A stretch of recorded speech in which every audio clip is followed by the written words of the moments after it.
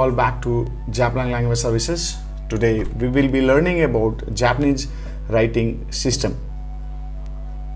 So the Japanese text in today's date, it something looks like this. You can say it's a modern Japanese text. It looks like this, where it's a combination of various characters, right? It's a combination of hiragana, katakana, and kanji itself, right? So gradually we'll know what is this hiragana, katakana, and kanji. So the text simply looks like this. So now we can see here the script it consists of three different sounds, basically hiragana and katakana and kanji. They are different sounds, and kanji is basically used for various nouns, etc. So the characters or the script is made of three different scripts. That's called hiragana, katakana, and kanji. Yeah, kanji, you can see here in the red color, we have given the color combination. Hiragana is something like this, and katakana, or from the same text, it's marked in the green color. Yeah, so how to differentiate between hiragana and katakana? So hiragana is basically, it has got maximum from 1 to 3 strokes. That's stroke what I'm talking about. Katakana also, it has got 1 to 3 strokes. But one of the difference would be, hiragana is in round shape, and katakana will be slightly perpendicular or horizontal shape. So we'll go slowly, and we'll get to know what the difference between these three scripts. So here you can see the kanji, right? So kanji is in red color. So kanji is based on the meaning, right? And kana based on the sound. So basically hiragana and katakana are the sounds, and kanji is, it gives gives you something which means something. So here you can say a is always read as a in Japanese. I'm talking about the kana. Kana is hiragana and katakana. So it's all phonetic syllable, right? So a will be always pronounced as a, like ashi, asa, ari, etc. Unlike a is English, which have different sound in, like apple, another, dance, April, accept. So we come across with a different scenario, and the usage of a changes according to the word. But in Japanese, the alphabet a will be always pronounced as a. So how many are there? Let's go. So kanji is approximately, it used to be around 50,000, but now they have cut it down to 2,136. That's called Joyo kanji, daily usage kanji. And hiragana, we have 46 hiragana, and katakana, we have 46 katakana. These are the hiragana and katakana, the sound. So let's go in the history. What is how they came across the hiragana, katakana, and kanji. So Japan had no writing system in its early history. Only verbal form of communication was there, right? So when the Japanese people started interacting with the Chinese people, they got to know about the Japanese adopted the Chinese writing system to express their spoken language in the writing. Because Japanese scholars started using Chinese writing to write Japanese words. So Japanese people used to only speak. They didn't have the script in ancient days. So they borrowed from Chinese characters, and they were initially called Hanji, H-A-N-J-I, which has become now Kanji, K-A-N-J-I, right? So Chinese characters were called Hanji. So first script was Kanji, ideographic symbols. Now although Kanji represents sounds and meaning, and used mostly for the nouns or stem verbs, adjectives, etc. Example of the word, like big I'm talking about. In Japanese, big is called oki, where you can write o like with this red color, and then you have to just put e. That's we'll write in hiragana. So kanji, the oki, instead of writing o ki e in 4 characters of hiragana, you can simply just draw one picture in kanji, and it will give you the same meaning. Same with the mountain, yama. Now we have ichi, that's one, and then yomen, onna, samurai. I have just given you the visual thing, how the difference. The same thing can be written in hiragana as well as in kanji. So the same, inu, neko, hon, ame, nihon, etc. Now the meaning you can see. Alright, so it's time of verb and adjectives, right? Example. So as I said, kanji can be read as me, and then stem will be ru, right? So me, ru. Now me, that's ru. That means see. Similarly with the adjectives, shiroi, shiro will be written in kanji and e will be written in hiragana. So most Japanese personal name and location can also be written in kanji. Right? So here Tanaka or Tokyo. This kanji is also used to represent the most content word, like Tanaka-san wa sakana o tabemasu. Tanaka-san wa sakana o tabemasu. Mr. Tanaka eats fish. Right? So you can see without this kanji, there will be no meaning. If you say san wa bemasu, it does not convey any meaning. But if you just go with the kanji like Tanaka, sakana, ta, be, right? Just like Tanaka eat fish, like that. So it conveys some meaning itself. So initially from kanji, the hiragana was extracted just to make it simple, and something like from the kanji they extracted.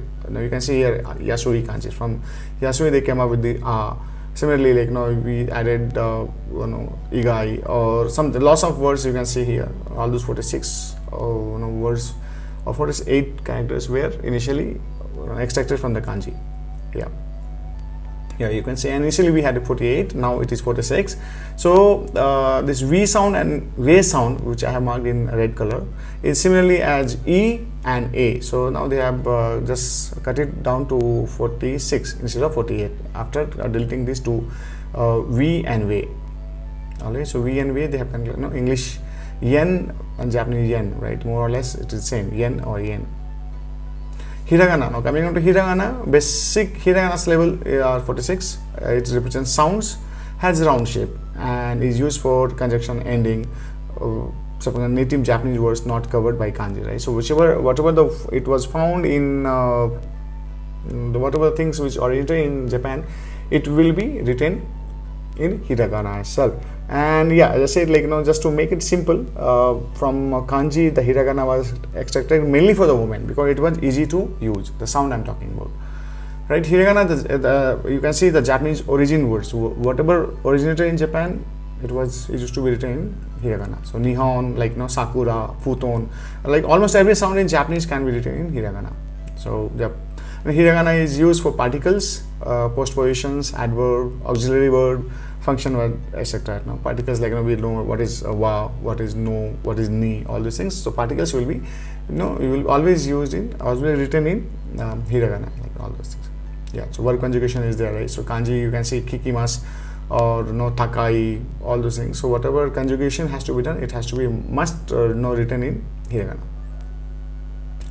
So yeah, hiragana, replacement of complex kanji, right? So jagaimo, potato, right? So jagaimo, you can instead of writing kanji of jagaimo, you can always use hiragana, jagaimo, or hiragana is also can be written in hiragana instead of in kanji. And anata, we generally we don't use this anata kanji, we write in anata, etc. like that. So yeah, so a student mainly start to write in hiragana, but gradually moves to kanji, which is regarded to be used by adult like sensei, etc. And yeah, so more and more you are comfortable with kanji, you will be considered as a mature adult. So it's better if you are learning Japanese, you should learn lots of kanji as well. So let's come down to katakana. Katakana is mainly they were used by the Buddhist people, and it also came from the kanji itself. Although because it's a sound, so they came with the from kanji as well. Like the hiragana, we extracted all the sounds. For katakana also, we extracted all the sounds from kanji. Alright, again same. And earlier it used to be 48. Now it is 46. Katakana, basic katakana syllables are 46. Represents sound, has rather straight lines. Like in hiragana, we had the circular lines or round shape and all, but in katakana you have got straight lines, and used for the loan words, foreign names, emphasis, etc. Lots of things are there, right? So yeah, so katakana you can see here, if you want to write kohi is an English word, right? Coffee. And then if you want to write eyes or personal computer, pasokon, or salaryman, salaryman, or kurasu, terebi, all these things will be written in katakana because these things are foreign originated words. Salaryman, it's all English word, etc. and all. Alright, in French also we can, in French the bread is called pan. So pan is also written in katakana. In German language, part-time job, we say arubaito. So arubaito will also written in katakana. So it's not limited to English. Any foreign originated word will be written in katakana. So technical name, plant, animal, etc. Ichigo, or Same, Yuri, Tokare, or all those things will be written in katakana also, right? So if you're not from Japan, your name will be written in katakana. It's simple as it. So when you want to emphasize or you want to add some stress on particular word, you all use this katakana. So majide, really, seriously, dame is wrong, etc. So we can use the way we had italics in some sentences just to emphasize, okay, we are talking about this particular word, or we use this katakana in that sentence, so that people get attracted, saying, okay, this is something new, or the author wants to tell something, wants to give some information about this particular word. So yeah, so we also use this for words that describe sounds of something, like paku paku, sounds of eating, right? Or you can say jaza, sounds of heavy rain, right? Fourth script, coming to fourth script, we have Romaji, right? So Romaji is a Japanese in Roman letters like ABC. Shop name, brand logos, or acronyms is, for example, CD, PC, DVD, Natto, Watashi wa Ram des. It's basically generally, if you're learning Japanese, it's a bad area for usage in the long run. So better to start learning in all the scripts like hiragana, katakana, and kanji itself. But for the time being, yeah, Romaji is fine. Yeah, frequency of use, you can see here. Generally, the most of whenever you go for any text or novel or book, you will find lots of kanji, and then after that katakana, after the hiragana, and then at the end katakana will be used. So most of them in the vocab or in the book or any of the sentences, kanji is used a lot. Then hiragana and then katakana. So why 3 script is required, right? So you can see here, everything is written in hiragana, right? You can say nihon, to, ona, ji, aji, no, kari. So you don't know where to stop and where to proceed, right? So now if you convert into readability sense, then it is basically watashi wa juice ga suki desu, right? So watashi wa juice ga suki desu, that means I like juice. Here we have separated the hiragana and katakana, right? So if you want to make it more simpler, you have to use you can use kanji as well. So you can see where what is watashi, what is what is juice and all. So everything, watashi can be written in kanji and juice can be written in katakana. Suki is again can be written in kanji, etc. So you know where to stop, where to proceed like that. So you know the meaning of such. Kanji, hiragana, katakana, hiragana, kanji, hiragana, right? So it will be all mixture, right? So if you know the kanji, that's basically for readability. It's better to use, better to learn hiragana, katakana, and kanji. Okay, so why use kanji then, right? So it's a one word many meaning it has, homophones, that's which we say it. Example, I and I. In English we say I and I, right? So I is me and I is your body parts. I'm talking about your eyes, right? Through which we see. So kanji and kanji also it has got the same meaning. Shibo and then shibo, it also means death, and it also means grease. Shibo also means ambition, right? So so probably it has kanji has the different kanji will have a different meaning, but the sound will be same for everything. Right? So there is a sentence often used to illustrate why kanji is important, right? So you can see a kisha no kisha wa kisha toshite kisha dekishita.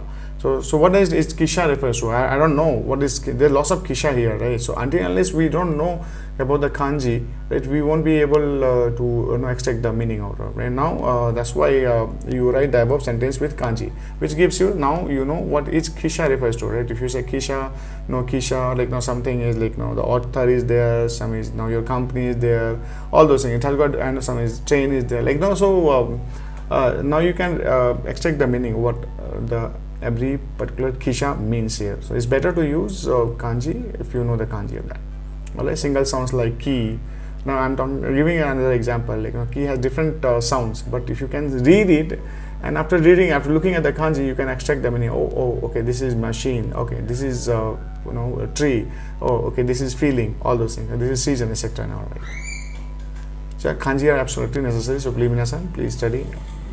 And say for example in English is he was born in 1922, he was second son, and all those things so all the red marks which we used to write in letters, we have cut it short and we have just started using the numbers. So yeah, so now you can say second or second 22. The numbers are visually easy to understand and have different reading depending on context, like kanji itself. Right? So kanji and numbers it's easy to understand like that. All right. So initially we used to write vertical, and now we have started writing horizontal itself. So both the writing system, we can vertically also we can write, and then horizontally we can write. So direction Japanese is like that. Yeah. Down then left like that, and for horizontal is right then down like that. All right, something like your newspaper, Japanese newspaper, something it will look like this. Here you can see. Yeah, so it's full of hiragana, katakana, and kanji. All right. Yeah, thank you all, and hope you learned about the Japanese writing system. And yeah, please don't forget to subscribe and like and comment. Thank you all. Thank you so much, and take care.